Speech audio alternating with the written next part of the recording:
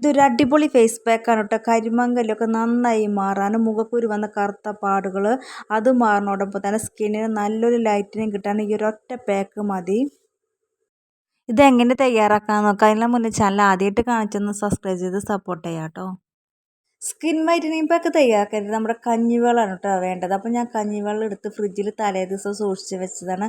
അപ്പോൾ തലേ ദിവസത്തെ കഞ്ഞിവെള്ളം ഫ്രിഡ്ജിൽ സൂക്ഷിക്കേണ്ടതാണ് നമ്മൾ.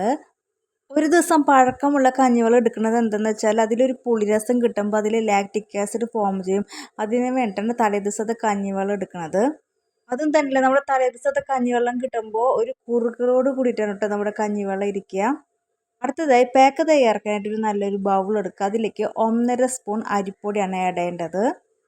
പിന്നെ വന്നിട്ട് ഇതേ ക്വാണ്ടിറ്റിയിൽ തന്നെ നമ്മുടെ ഗോതമ്പ് പൊടി ആഡ് ചെയ്യുക. 1.5 സ്പൂൺ തന്നെ. ഇപ്പോൾ ഗോതമ്പ് പൊടിക്ക് പകരം കടലമാവ് ആയാലും എടുക്കുന്നത് നല്ലതായിരിക്കും.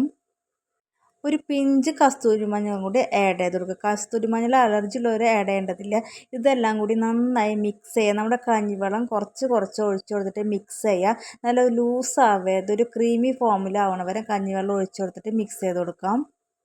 കഞ്ഞിവെള്ളം എന്ന് പറഞ്ഞാൽ ഒരുപാട് വിറ്റാമിൻസിൻ്റെയും മിനറൽസിൻ്റെയും കലവറ തന്നെയാണ് കേട്ടോ നമ്മുടെ കഞ്ഞിവെള്ളം വന്നിട്ട്.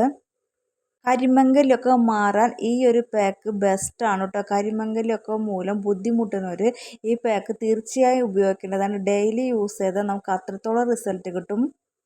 കരിമങ്കല്, മുഖക്കുരു വന്ന കറുത്ത പാടുകൾ അതൊക്കെ നന്നായി മാറാൻ ഈ ഒരൊറ്റ പാക്ക് മതി. അരിപ്പൊടിയും ഗോതമ്പ് പൊടിയും കസ്തൂരി മഞ്ഞളും കഞ്ഞിവെള്ളമൊക്കെ മിക്സ് ചെയ്തപ്പോൾ നല്ലൊരു ക്രീമി ഫോമിൽ വന്നിട്ട് നല്ലൊരു ക്രീമി ടെക്സ്ചറിൽ തന്നെ കിട്ടിയിട്ടുണ്ട്. ഇനി ഫേസൊക്കെ ക്ലീൻ ആക്കി കഴിഞ്ഞതിന് ശേഷം ഫേസിൽ അപ്ലൈ ചെയ്ത് കൊടുക്കാം. ഞാനപ്പോൾ ഇവിടെ ഫേസൊക്കെ നന്നായി വാഷ് ചെയ്ത് വന്നിട്ടുണ്ട്. ഇനി പാക്ക് ഇട്ട് കൊടുക്കാം. ഞാനപ്പോൾ ഫേസിലും കഴുത്തിലും കൈമലൊക്കെ ഇട്ട് കൊടുക്കുന്നുണ്ട്. പാക്ക് ഇടുന്നേക്കാലത്തെ മുമ്പത്തെ ഫേസും പാക്ക് ഇട്ട് കഴിഞ്ഞിട്ടുണ്ടാകുന്ന റിസൾട്ട് നിങ്ങൾ നോക്കി നോക്കൂട്ടോ. നല്ല റിസൾട്ട് തന്നെയാണ് പാക്ക് ഇട്ട് കഴിഞ്ഞാൽ കിട്ടുന്നത്. അപ്പോൾ ഞാൻ ഫേസിൽ ഫുൾ അപ്ലൈ ചെയ്ത് കൊടുക്കുന്നുണ്ട്. നല്ല കട്ടിക്കാൻ അപ്ലൈ ചെയ്ത് കൊടുക്കുന്നുണ്ട് കേട്ടോ. നല്ലൊരു ക്രീമി ഫോമിൽ നമ്മുടെ പാക്ക് കിട്ടിയിട്ടുണ്ട്.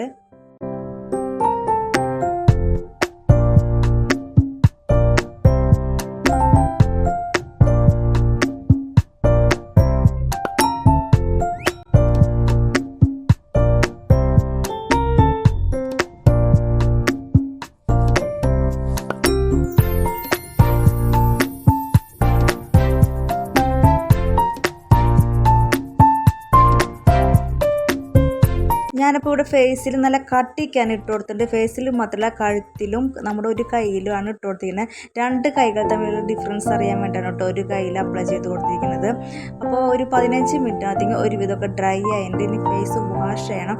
അതിനേക്കാൾ മുമ്പ് ചെറുതായിട്ട് നമ്മുടെ വെള്ളം ഒന്ന് നനച്ച് കൊടുത്തതിന് ശേഷം നല്ലൊരു സ്ക്രബിങ് കൊടുക്കുക. അതിനുശേഷം ഫേസ് വാഷ് ചെയ്യാവുന്നതാണ്.